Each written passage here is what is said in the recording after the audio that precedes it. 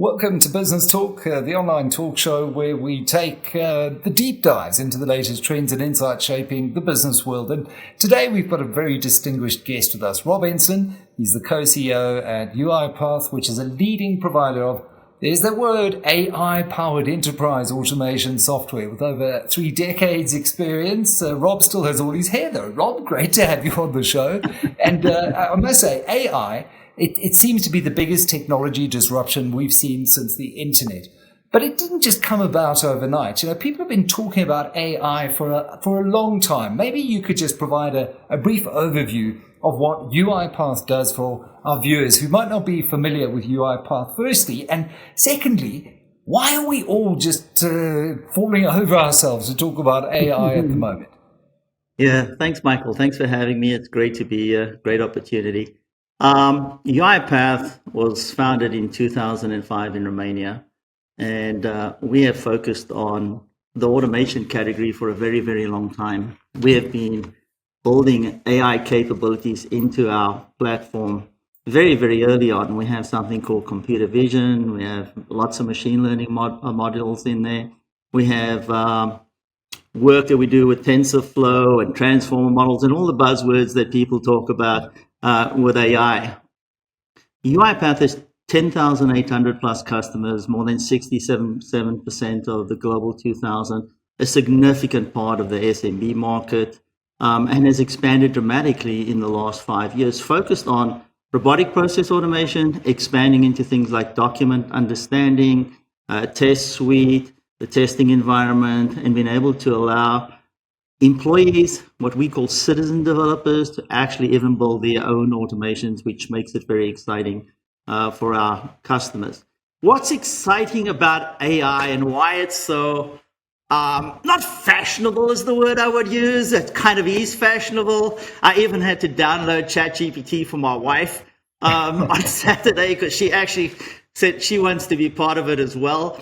Look, what was really breakthrough, I think, for the world in terms of AI and understanding AI was the launch of ChatGPT, which actually democratized it so that most people could understand the importance of it, the ability for a large language model to infer or predict the next words or the next words that can be used. And now the build up to utilizing what we call Gen AI, generative AI, as part of specialized AI in general, into the product and infusing this into the product really takes it to a different level.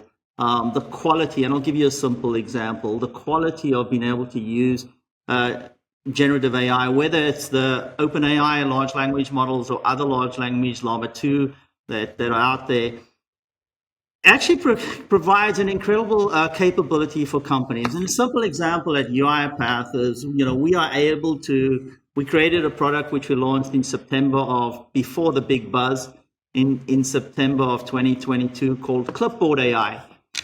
And Clipboard AI is exactly what it says. Clipboard AI, we copy and paste from one screen to the next screen automatically without you, the user, having to know what's in the Excel spreadsheet, what's in the paper, what's in the document. The system actually reads the screens in front of you and is able to populate all the fields automatically and then validate with you if it's correct. Or when it comes to, in the IT world, testing, we're able to actually read paper scripts or Excel scripts to test and create an automatic test so that the user doesn't have to have physical people doing the testing. Yeah. And that saves companies a lot of money. So the excitement is largely because it's broad-based now. There's a much better understanding of it. The investors would like to know what you're doing in this space. And so everybody is invested now and bringing out their capabilities and communicating their capabilities in the world. So for me, it's created a tailwind for UiPath because it's allowed us to share what we're doing and people want to hear why and how this will help them. Yeah, and it's so interesting. I hosted a series of conversations on Business Day TV. It must have been about 2.5 years ago. So I can't claim to have been one of the early AI adopters in the 1980s talking about Bayesian networks, but it did feel to some extent that we were still having to do lots of education in that series. And then, as you say, along came ChatGPT. All of a sudden, it's in your hand. you get a real sense of just how transformative this technology can be. And now everyone really wants to understand how they can utilize it in their business. Accountants, for example, are clamoring, and we're going to be doing an accounting conference on this. Automation, I think, is the key word, though, hasn't it? Automation has become this transformative force for businesses globally. If you can set things up to do this, the stuff that the machines are good at cognitively, how is UiPath specifically helping companies in South Africa and around the world leverage automation to revolutionize their ops and processes? Yeah, so first, I believe automation is a category that's not really well defined, and UiPath is defining that category for companies and businesses. And the value that UiPath provides for automation is massively significant in multiple industries. If you look at, and I'll go to South Africa as well, if you look at generally where companies have used automation, it's where they have large volumes of paper, large volumes of redundant work that is moving on. But I think in the future, it's going to be more important to understand that you are able to deal with a demographic, either a skill set demographic or even a constrained workforce demographic, where automation can play significant benefits. So if you look at just the finance organization, yes, it's quite obvious that finance organizations can use automation to massively change the amount of resources that they have to accomplish very standardized processes. SEC compliance, SOC compliance, making certain your financial reports are accurate, making certain that the data that you're collecting is 100% accurate. Machines are a little bit more capable of determining incorrect inaccuracies in data much faster than humans can, and are more consistent. For the simple reason that machines can read a lot more data than a human can. What a machine cannot do is to understand the logic that needs to be decided, where humans got put in the loop. So we see a lot happening in finance departments. We see a lot happening in procurement departments. And if you look at the industries that globally, the global industries that are utilizing automation at scale, it's financial services, specifically banking, insurance. In the US, we have things called payers and providers in the healthcare business. It's helping clinical delivery actually in healthcare organizations make it more faster. The thing where you want the doctor to spend more time with the patient instead of the admin processes that take place before. This is what automation is helping with.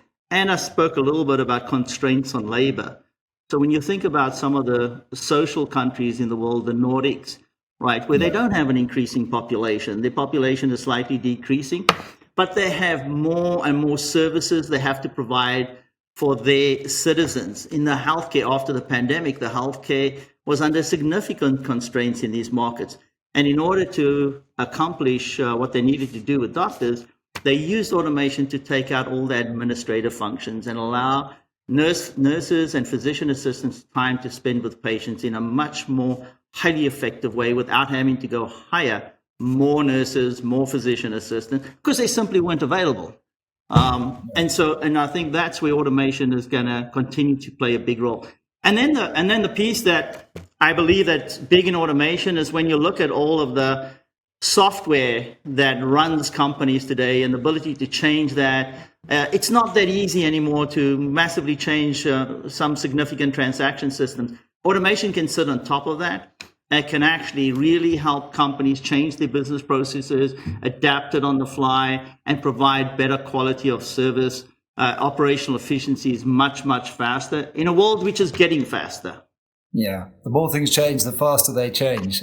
But there's also a view, I mean, you mentioned the sectors that are embracing it quite quickly, financial services. There's a view that we might see some kind of large-scale replacement of human workers. And I guess if you talk about that in the South African context, with our high levels of unemployment, people might get scared. If you read Harari, he talks about the network effects of this technology being so much more powerful than just replacing, the weaver with the loom and then allowing the weavers to become loom technicians. What is your thought on the whole job displacement argument? Because I've used it, certainly in my field, as an augmenting tool, and I'm not too concerned about being replaced just yet. Yeah, and you shouldn't be. I actually really believe, if you look through different industries over the last 40, 50 years, you look at the population of the world, the explosion in the last 50 years, 60 years, it's been significant. And right now, there's a view that the world population is not going to increase significantly outside of maybe one or two markets around the world. I truly believe that automation can help ESG, can help uplift the skill sets of individuals and take them to different levels. And I think the companies that are utilizing it to improve the performance of their companies are also improving the performance of their employees. And that's the exciting part of that, because you are able to take the decision-making process that humans actually have the ability to do and bring that to the fore in a high-quality, objective way, because you're able to go through so much data with AI and automation that it gets to the pinpoint of this is the decision you need to make. Please make it so that we can actually uplift. And in South Africa, we're doing some really incredible work at the Foschini Group, at Vodacom. Ati, who runs the Vodacom automation program, is actually one of the thought leaders in automation, and she is driving over 600 citizen developers in Vodacom in places like Ghana, Lesotho, South Africa, training them, and they are able to actually drive now revenue generating activities. And so there's some really exciting stuff happening. At Santam, we're doing some incredible work around insurance and being able to provide insurance claims, the decision process 3 times faster because of automation. So that, that all benefits. And then there's one piece which I think is also incredible. A company called BP3 just invested in DigiBlue in South Africa. They acquired the company, and it was to provide automation consulting services from Cape Town to the UK, the US, and continue to expand the labor. And for me, that's just I get goosebumps thinking about that, because it makes so much sense to have an ability to train, outskill, and be able to support the world from places like Johannesburg and South Africa in skilled workers with automation. So there's clearly an opportunity to grow the employment base over time and provide skills and training to allow users to perform better. Yeah, you've got those rand-based fixed costs and overheads, and you're earning foreign income, and we're in the right time zone culturally. BPO, I think, is one of those really exciting sectors. Yeah. Given all of that, really good examples, how should businesses potentially navigate this concern? Is it just a question of being really open and transparent from a cultural perspective inside the organization to say, right, we're embarking on this journey, but it doesn't mean it's about replacement or displacement. It's about augmentation. Look, all businesses, if you're a CEO of a company or a managing director of a company in South Africa, you have to give your employees context. Context is everything. When I look at the great companies that have taken automation to new levels, whether it be in healthcare, which I think is an incredible opportunity, the ability to take out the administrative costs of healthcare and move it to the clinical side, who wouldn't want to be part of that? In the US where I live, and I think I fill in my name on my laptop 15 times to go to a medical procedure where this could be done automatically. And why should the doctor have to read all this stuff? We should be able to feed the information to the doctor that requires to get the best possible service. This is what AI and automation can do. And the delivery costs will be so much less. So if a CEO is able to do that, and I'm pretty convinced that the company will get behind them and say, yes, this is what we all want to do. We all want to actually bring better care, help our customers get better healthcare, optimize the service. If you're in the retail space, surely you want to optimize your customer service, your customer loyalty, provide incredible service. Who wants to be on a phone, 25, 30 minutes having... It's like, that's not what we want to do. We'd love to have brilliant answers really quickly with a highly skilled person on the other side who's friendly to talk to, because their day job is exciting. They're talking to employees. Those are the things that I think really, really can help change. And then the piece for companies that I feel like if it's not in the context of your company or you can't do it top down, do it bottoms up.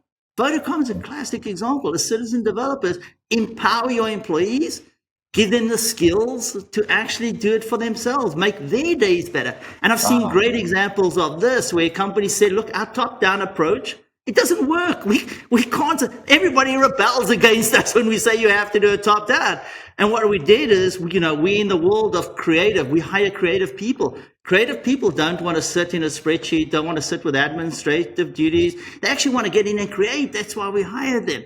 And so we've given them the tools. We've empowered them to say, look, you can save 2 hours out of your day. If you use automation to automate the things that you don't want to do, create a citizen developer environment. So some of the great companies are doing it that way. I have a company in Japan, Rico, who actually, their 5,000 salesmen are they're actually fully trained. These folks know nothing about software or technology or IT or AI, machine learning models, but they actually understand how to create automations for themselves to help move their day job and move it along. So there's different ways to do it, but depending on what works for your company, what type of company you're engaged in, to actually empower your employees or make it a mission for your company. Tech skills has got to be, I think, one of the most important conversations we as business leaders have to have today in South Africa, because it presents a massive opportunity. We look at the unemployment crisis and we say, oh, it's a crisis. You could look at it the other way and say, if you produced 100 coders, for example, tomorrow, they'll probably all find a job immediately. So do we have an unemployment crisis? Do we have a skills crisis? And I think it's a bit of both. And we really need to do a lot to help equip all of our employees with the skills. It's very difficult to say there's a one-size-fits-all type approach, though. But in the main, as UiPath, how are you working to ensure that the workforce of today remains equipped for these changes and with the skills that they're going to need for this rapidly evolving future? Look, I'm super excited. I don't think there's an option for companies not to understand that the ability of software and technology to advance not only humankind, but companies is absolutely imperative. And there's no question that the companies that are able to utilize this kind of technology or these technologies, they are the ones that are going to be, out there. If you look at, we're doing the things in South Africa that you typically expect. We're working with MICT, CETA to actually, make certain that we actually have an automation certification for Africa so that you can have employees. We're working with different universities now around automation, the University of Limpopo, Nelson Mandela University, the University of Pretoria. Something I'm pretty excited about, showcasing automation. We're actually building machine learning models to allow Black empowerment certification to take place through documentation automatically. So those are some things that's pretty exciting. And not many people outside of South Africa would understand that, but that's pretty exciting that we're actually building that in our AI models on our intelligent document processing solution. But probably what's most interesting for me is these kind of skills around automation can leap generations. You don't have to be a data scientist. You don't have to be a developer, an engineer. We're democratizing the ability to utilize technology and software at massive levels of scale in the future. And even today, our focus inside UiPath has been to make the automations even more simple. We're actually using GPT to actually do the automations for the user. So you simply have to type in a search bar, can you create an expense report for me because I traveled to Kenya? And you type that in and the system automatically creates an automation for you and delivers it. So we are in the process of democratizing automation in a way that will allow employees to benefit from it much, much faster. I think companies have to think of technology as a imperative inside their company, the same way they think about ESG or talent and so on to drive the behavior in a company, because that's the ability to understand the power of what's possible, not necessarily do what's possible, but understand what's possible is going to change and shape the future. And I think Africa has an incredible opportunity to leapfrog. I talk all the time about the banking sector and thinking about the unbanked in Africa. And when you are just simply amazed at how they have stepped the generation of not actually going into a bank, not having ever seen a checkbook in their lives, and yet they are fully part of the banking world. And I think if we think with that kind of context, don't do it stepwise. How do we leapfrog a generation? Some of the best fintech companies come out of Africa. If we can leapfrog automation in Africa and we can take it to the next level, and not think that you need a 3 or 4 year university degree to be able to I think you can go very, very far. And I've seen it in Romania, where, our foundation of our company, our foundation is working with underprivileged people that don't have the ability to go to college, they come from distressed families and so on, and where we're teaching automation and we're seeing the skill sets of these young students take a new level on, and even their parents are starting to see, wow, this is incredible. So that's how we will change the opportunity for everyone. Yeah, a real Afro-optimistic view, but one that is borne out. My recent trip to Kenya, I was blown away by, you talk about digital natives, the innovation that birthed M-Pesa runs through the Kenyan fabric and Kenyan society. And there is this real can-do kind of attitude as a result of this. And to your point about not having to be a developer or a coder, it's almost like kids playing with Lego. They don't ask, how was this Lego block made? You put a pile of Lego blocks in front of them and they'll build you something. Yes. My daughter built a robot. She's 9. This is the skills that they're also picking up. You had really impressive results for Q2. As the co-CEO, can you just share some insights into some of the strategic initiatives that UiPath is planning for the coming years? How do you plan to sustain and potentially enhance this positive growth trajectory and momentum? Yeah, thanks, Michael. We worked very hard in the last 5-6 quarters to make certain that UiPath was resilient against the multiple dimensions of the economy, the variable economy that we see around the world. We have an incredible customer base of over 10,800 customers. We're over $1 billion in revenue today, and we're growing significantly. Our plans are is twofold. On the engineering side, on the engineering or developer side, depending how you understand it. On the product side, is to bring to life and infuse generative AI into all of our products to make it easier for companies to utilize technology.